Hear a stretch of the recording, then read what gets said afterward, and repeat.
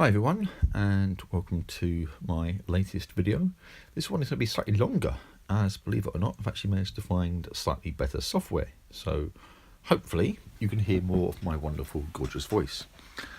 This video is going to be about Star Trek Discovery, which was hopefully quite obvious from the image of the ship on the screen in front of you.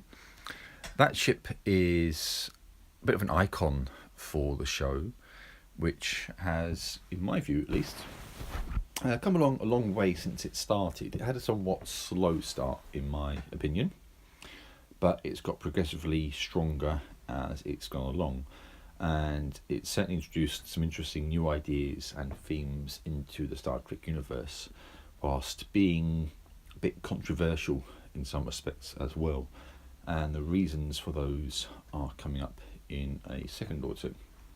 Now, first of all, it has to be praised for the diverse nature of the cast and crew. You've got some good representation going on for different peoples, as it were, and you have a strong black female lead, which is great. You've got some bold characters in there. You've got some characters where they've done a few things in their past that they most definitely regret.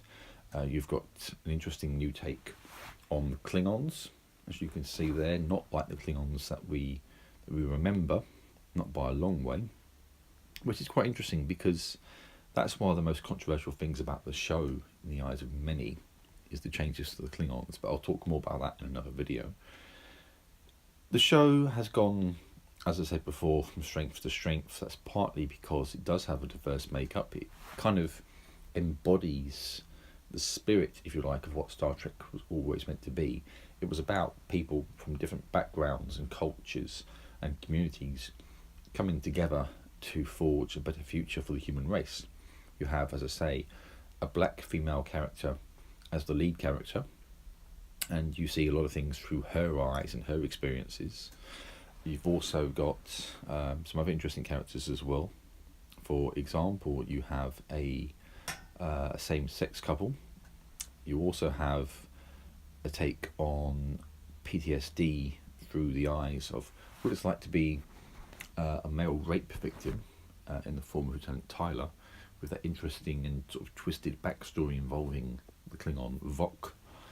If you haven't seen the show, I won't say any more, but it's complicated, to put it mildly, and his relationship with Michael Burnham is also quite interesting as well. As I mentioned, you've got a same-sex couple, an interracial same-sex couple as well. And once again, this is, as it should be, it's treated for what it is. It's treated as normal. It's not something to be afraid of. It's not something that they're throwing in people's faces. It's not something to treat badly, as it were. The show is embodying, as I mentioned before, the very spirit of Star Trek. It's all about being inclusive. It's about acceptance. It's about being stronger because of our differences, rather than sort of being stronger because we are all the same and boring, as it were. And that's, I think, where Discovery's strength comes from. It's also simply good as a sci-fi show. You've got some interesting new alien characters, like Lieutenant Saru. You've got a captain in the form of Captain Lorca, who, let's just say, he's not a conventional Starfleet captain by any means.